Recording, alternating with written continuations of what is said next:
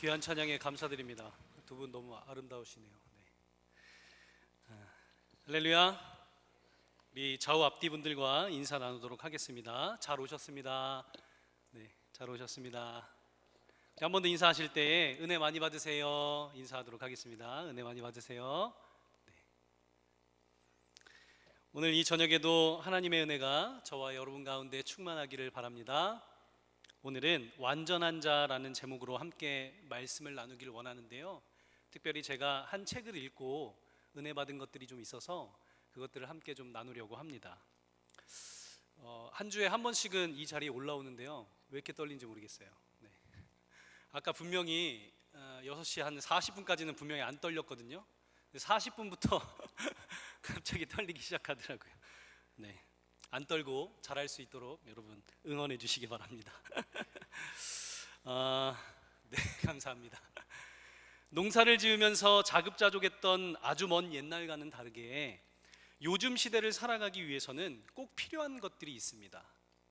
그 중에 몇 가지만 예를 들어보자면, 먼저는 돈이 좀 있어야 하죠. 그죠?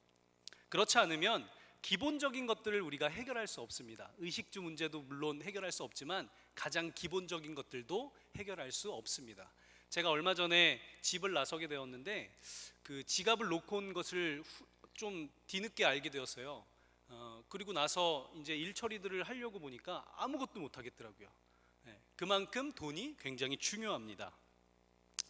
또한 수많은 정보가 쏟아지는 세상을 감당하려면 각 개인도 어느 정도 정보와 지식을 습득해야 합니다. 이것 또한 그렇지 않으면 금방 뒤처지고 도태되기 쉽기 때문입니다.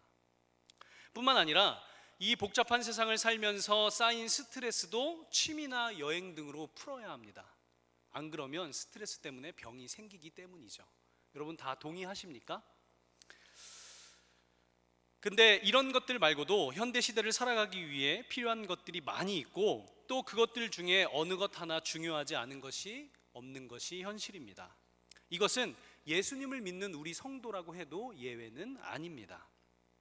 그렇지만 아무리 그렇다고 해도 우리에게는 반드시 우선순위가 올바르게 정해져 있어야 할 줄로 믿습니다.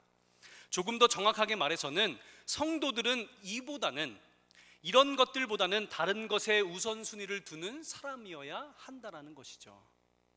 앞서 언급한 것들이, 즉 의식주 문제가 중요하지 않아서가 아니라 그보다 더 중요한 것이 있음을 우리는 알기 때문입니다. 예수님께서는 마태복음 6장 33절에서 이렇게 말씀합니다. 그런즉 너희는 먼저 그의 나라와 그의 의를 구하라. 그리하면 이 모든 것을 너희에게 더하시리라. 아멘. 우리가 방금 읽은 마태복음 6장 33절 말씀은 조건부에 관한 말씀이 아닙니다, 여러분.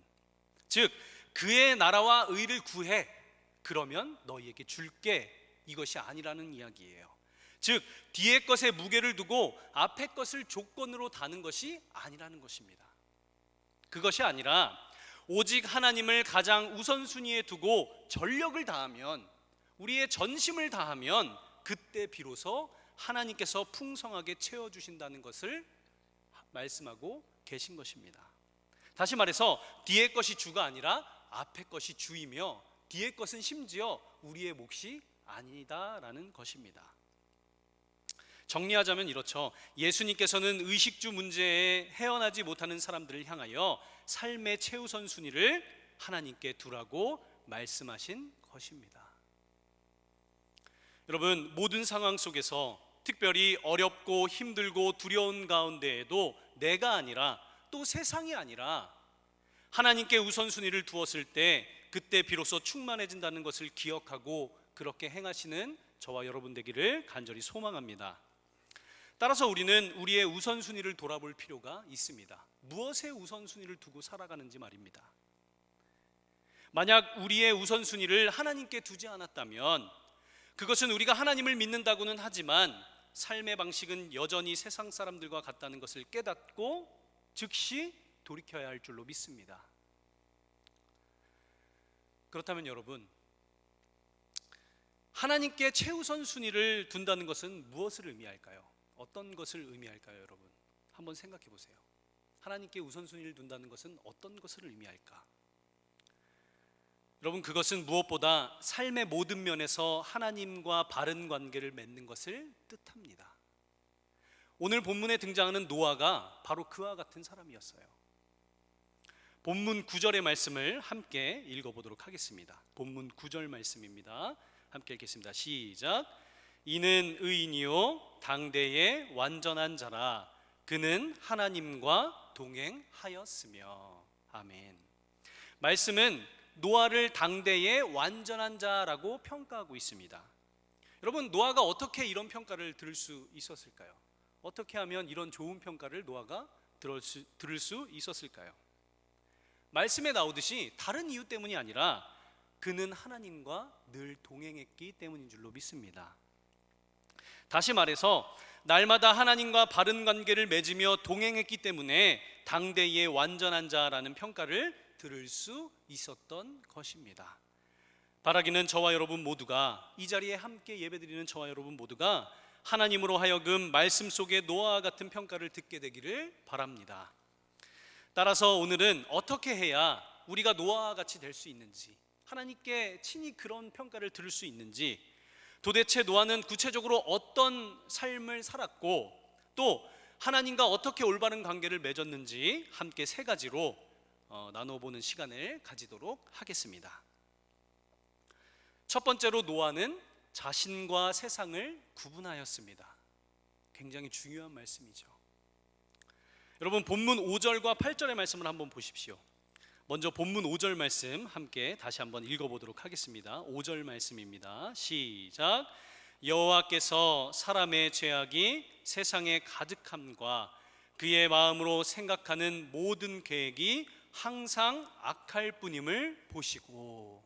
자, 계속해서 8절 말씀입니다. 시작. 그러나 노아는 여호와께 은혜를 입었더라. 아멘.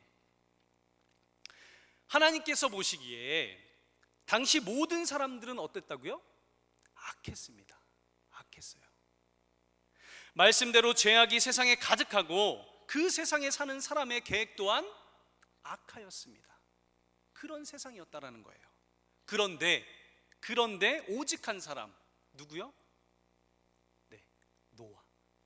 노아만이 하나님 보시기에 완전한 자였다는 것입니다.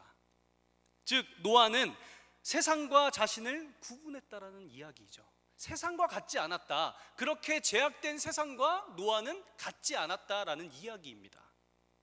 다시 말해서 노아는 당시 세상 풍조에 빠져 있지 않음을 의미하는 것입니다.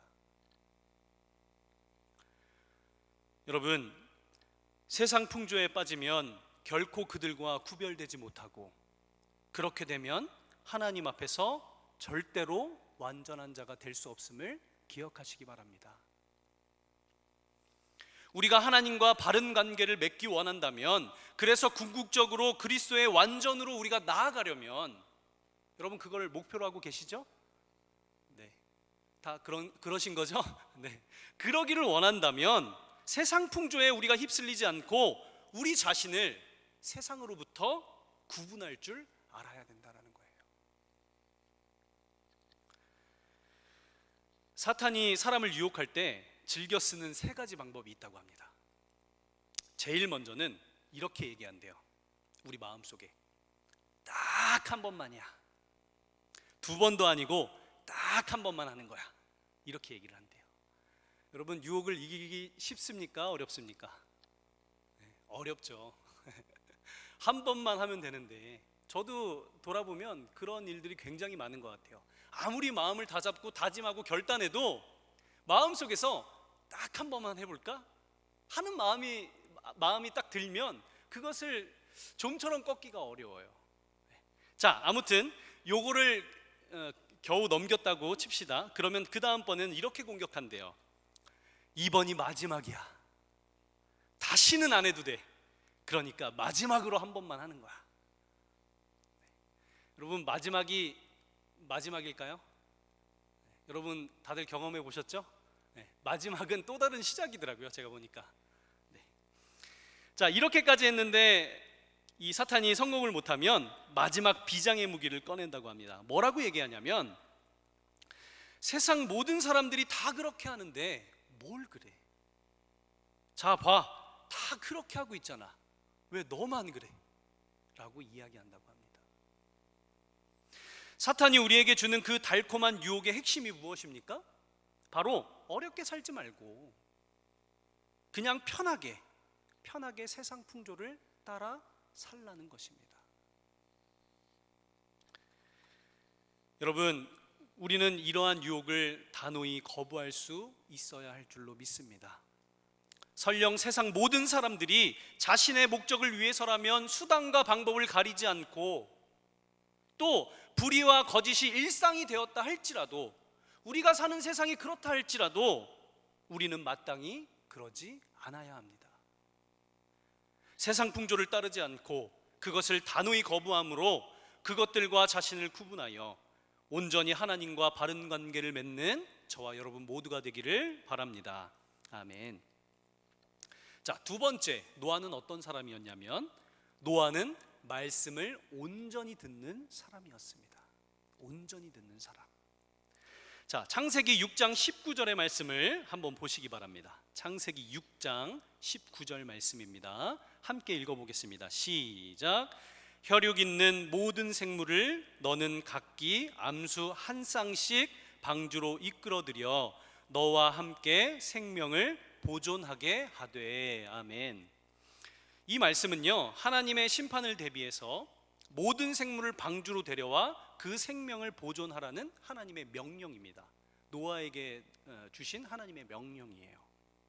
자, 그런데 만약에 노아가 이 말씀을 딱 듣고 6장 19절에 이 말씀을 딱 듣고 급한 마음에 여기까지만 듣고 밖으로 뛰쳐나갔다면, 그래서 이 19절에서 하나님께서 명령하신 이 말씀대로 암수 한 쌍씩 찾기 위해 나섰다면, 과연 노아는 몇 쌍이나 방주로 끌어들어올 수 있었을까요? 몇 쌍 정도 여러분 성공하실 수 있으실 것 같아요? 여러분이 노아라고 한다면, 19절만 말씀만 딱 듣고 나가서 그랬다고 한다면, 제 생각에는 뭐 100쌍도 채 못 데리고 오지 않았을까, 그렇게 싶습니다. 자, 20절 말씀. 노아는 하나님의 말씀을 온전히 듣는 사람이었어요. 20절 말씀을 한번 계속해서 읽어보도록 하겠습니다. 시작. 새가 그 종류대로, 가축이 그 종류대로, 땅에 기는 모든 것이 그 종류대로 각기 둘씩 네개로 나아오리니 그 생명을 보존하게 하라. 무슨 말입니까? 잡으러 가란 이야기였어요? 그게 아니었습니다. 19절은 마치 잡으러 가란 이야기처럼 들리지만 그것이 아니었다라는 거예요. 네개로 나아오니까 그것을 잘 들여라, 이 말씀이었어요. 여러분, 참 별거 아닌 것 같지만 대단히 중요한 겁니다. 그리고 사실 우리의 가장 치명적인 취약점이기도 해요. 무슨 말이냐? 내가 바라는 욕구에 부응하는 말씀이 주어졌다고 느끼면 우리의 시야는 굉장히 좁아진다라는 거예요. 그리고 그렇게 되면 다른 말이 들리지 않게 됩니다. 자, 예를 들어 볼게요. 400년 동안 애굽에서 노예 생활을 하던 이스라엘 백성들은 해방의 말씀만 듣고 섬김의 말씀은 듣지 못했어요. 그래서 홍해가 갈라지고 반석에서 물이 나오고 매일매일 만나와 메추라기를 먹고도 그들은 하나님 섬기는 일에 실패하고 말았다라는 거예요. 와, 해방이다. 거기서 끝난 거예요. 제자들도 마찬가지였죠. 그들은 하나님께서 자신이 십자가에 못 박힐 것이라는 말씀을 듣고 모두 근심에 빠져버렸습니다. 무슨 말씀을 듣지 못했죠, 여러분? 사흘 후에 부활할 것이라는 마지막 말은 그들이 듣지 못한 것입니다. 여러분, 그런 그들이 어떻게 되었습니까? 예수님이 돌아가실 때 어떻게 되었어요? 결정적인 순간에 도망가는 수치스러움을 그들 스스로가 자초하고 말았다라는 것입니다. 만약 예수님의 그 마지막 말씀, 사흘 후에 내가 부활할 것이라는 말씀을 부여잡고 마음에 새겼다면, 그래서 정말 그 말씀을 믿었다면, 그들에게 그런 연약한 모습이 보였을까요? 그렇지 않다라고 저는 생각합니다. 여러분, 빌립보서 4장 13절 아시죠? 많은 성도님들이 좋아하는 구절입니다. 한번 같이 읽어볼까요? 네, 빌립보서 4장 13절 말씀입니다. 함께 읽겠습니다. 시작.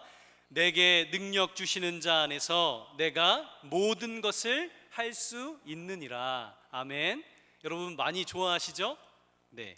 그런데 바로 앞구절인 12절의 말씀과는 잘 연결하지 못해요. 우리가 12절에 어떤 말씀이 있는지, 12절 말씀도 참 유명한 말씀인데 잘 연결하지 못한다라는 거예요. 한번 같이 읽어볼까요? 12절 말씀 시작. 나는 비천에 처할 줄도 알고 풍부에 처할 줄도 알아. 모든 일 곧 배부름과 배고픔과 풍부와 궁핍에도 처할 줄 아는 일체의 비결을 배웠노라. 아멘. 무슨 말입니까, 여러분?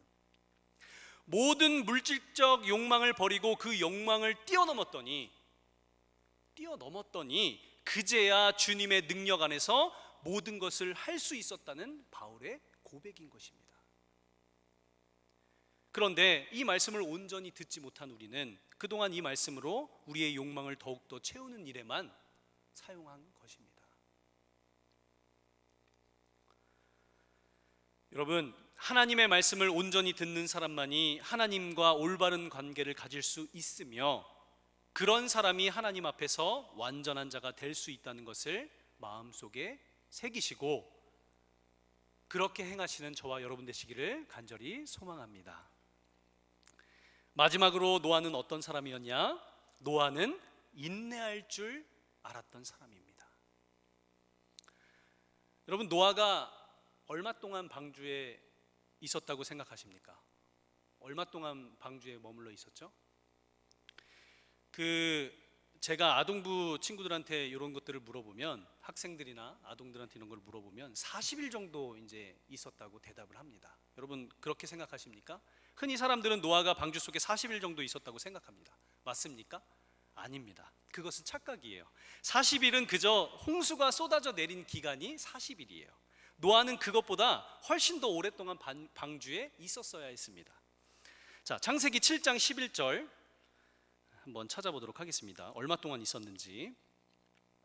창세기 7장 11절의 전반부 말씀만 한번 보도록 하겠습니다. 시작.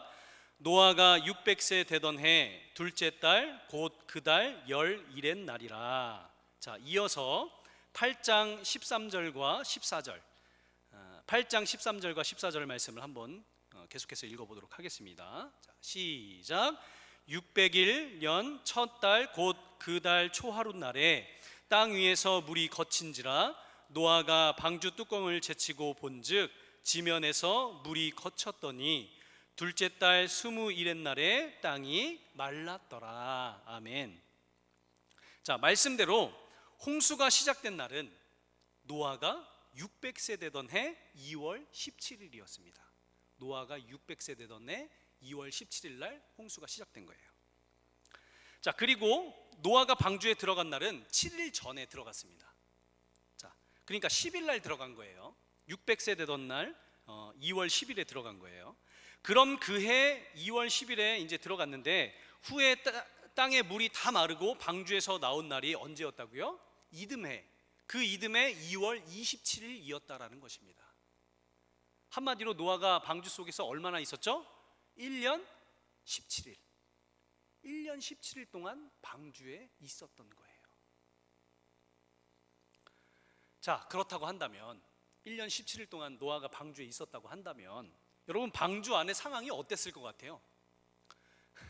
네, 그 동물들과 함께 1년 17일 동안 그 방주가 아무리 커도 그 안에서 이제 1년 17일 동안 있었다고 생각해 봅시다. 어땠을까요? 은혜롭고 성스러운 장소였을까요? 그냥 숨만 쉬어도 막 은혜가 넘치는 막 눈물이 나는 막 그런 장소였을까요? 아니었을 거예요. 전혀 그렇지 않았을 겁니다. 그 오랜 기간 동안 각종 동물들의 소리들, 잠은 잘 수 있었을까 싶어요. 냄새들은 물론이고 그것들을 정리하고 치우는 일만 해도 힘든 것을 넘어 아마 고통이지 않았을까, 그렇게 생각해 보게 되었습니다. 보통 사람들이라면 그런 환경에서 얼마나 버틸 수 있었을까? 나라면 얼마나 제가 사실 그 동물들 냄새에 굉장히 취약합니다. 그래가지고 저는 아마 일주일도 못 버틸 것 같아요. 네. 그런데 노아는 그 긴긴 날들을 하나님의 말씀을 믿고 의지하며 인내하고 이겨냈던 것입니다. 히브리서 10장 36절은 이렇게 말씀합니다. 너희에게 인내가 필요함은 너희가 하나님의 뜻을 행한 후에 약속하신 것을 받기 위함이라. 아멘. 여러분, 하나님을 믿기 전보다 믿고 난 뒤에 오히려 우리의 상황이 좋지 않을 수 있습니다. 우리가 계획한 일들이 무참하게 무산되고 견디기 힘든 일들이 끝모르게 지속될 수도 있습니다. 그러나 그때 하나님께서 나에게 인내를 심어주고 계심을 여러분 한순간도 잊지 마시기 바랍니다. 비록 우리의 삶이 마치 방주 속의 소음과 악취 그리고 괴로움 같다 할지라도 지금 방주 밖에는 물이 말라가고 찬란한 무지개가 떠오르고 있음을 믿는 저와 여러분 되시기를 바랍니다. 그래서 어떤 어려움 가운데에도 하나님의 약속을 믿고 인내함으로 노아와 같이 완전한 의인이 되는, 당대의 완전한 자라고 평가받는 그런 귀한 성도 여러분 모두가 되기를 간절히 소망합니다. 말씀을 마무리하도록 하겠습니다. 사랑하는 성도 여러분, 세상에 해야 할 일이 수없이 많고 또 그것들이 하나 빠짐없이 모두 중요한 것이라고 할지라도 삶의 최우선 순위는 하나님께 두어야 한다는 사실을 단 한순간도 잊지 마시기 바랍니다. 그리고 그런 귀한 삶을 직접 실제로 살아내시기를 바랍니다.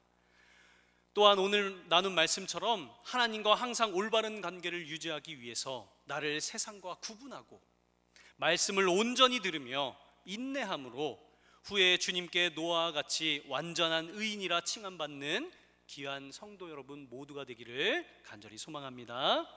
함께 기도하시겠습니다. 할렐루야. 사랑의 하나님, 감사합니다. 오늘도 우리가 수요 기도회를 통해 은혜를 누리게 하시니 감사합니다.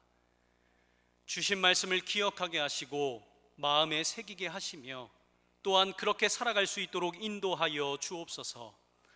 특별히 하나님의 거룩한 백성이라고 하면서도 여전히 의식주 문제에 벗어나지 못하는 우리를 불쌍히 여기사 더욱 강한 믿음을 허락하셔서 힘들고 어려운 가운데서도 하나님께 우선순위를 둠으로 참으로 충만한 삶을 살아가도록 인도하여 주옵소서. 뿐만 아니라 오늘 말씀을 나눈 것처럼 세상과 나를 구분하고 말씀을 온전히 들으며 끝까지 인내함으로 노아와 같이 훗날 주님께 완전한 자라 칭함받는 귀한 삶을 살아가도록 우리를 붙들어 주옵소서. 함께 하실 줄 믿사오며 우리 주 예수 그리스도의 이름으로 간절히 기도합니다. 아멘.